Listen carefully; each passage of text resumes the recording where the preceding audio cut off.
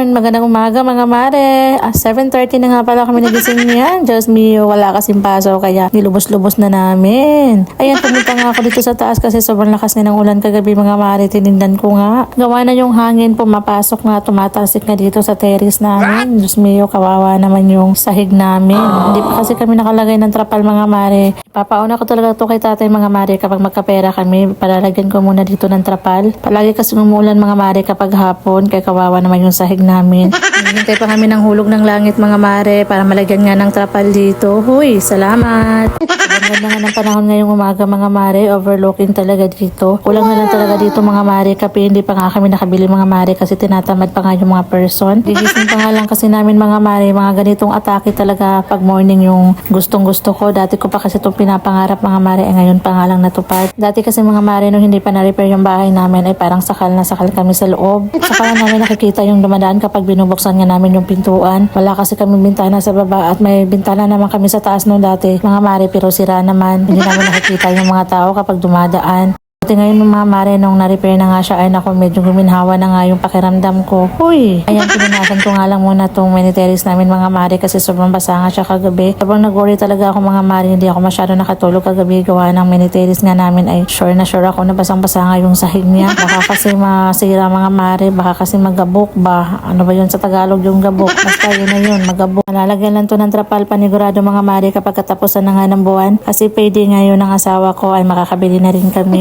Kembot na lang itong mga mare, matatapos na rin itong bahay namin. Huy, malalagyan lang to ng alcoba, division, mapipinturahan lang tong terrace namin at saka yung hagdanan. Okay na yun mga mare. Ang importante, hindi kami natutuluan. Pagkatapos nga namin sa taas mga mare, binuksan ko nga itong pintuan ito sa baba para i-check ko nga yung mga halaman ko dito sa gilid. Sobrang lakas ba naman ang ulan mga mare, akala ko inanod na itong mga tanim ko dito. Diyos mio. Buti na lang survivor itong mga tanim ko. At pagkatapos mga mare, kumuha na rin ako ng malunggay dito sa kapitbahay namin.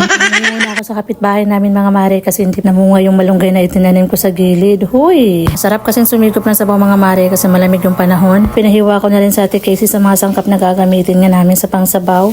Pinahiwa ko na nga lang sa Ate Casey dyan ng kamatis, luya mga mare kasi yun nga lang yung available sa ref namin. Hindi pa kasi ako nakapamalengke mga mare kasi wala pang ang sahod, katapusan pa nga. Buti na lang talaga mga mare, may dalagingging na nga ako, may mautusan na ako. Huy! Salamat! At yun na nga, kumulo na nga itong tubig na pinainit ko nga mga mare para nga sa sabaw namin. 2 tanglad nga pala yung nilagay ko para mas mabango. Dinamihan ko talaga siya ng sangkap mga mare para masarap yung sabaw. Ito nga pala yung isdang natira ko kagabi mga mare. Ito yung ipanglalaho ko ngayon sa malunggay. Tapos ko na rin itong hinugasan mga mare para sure na malinis talaga yung sabaw natin. O siya mga mare, hanggang dito na nga lang muna yung video natin ha. Salamat sa inyong paglantaw. See you to my next vlog.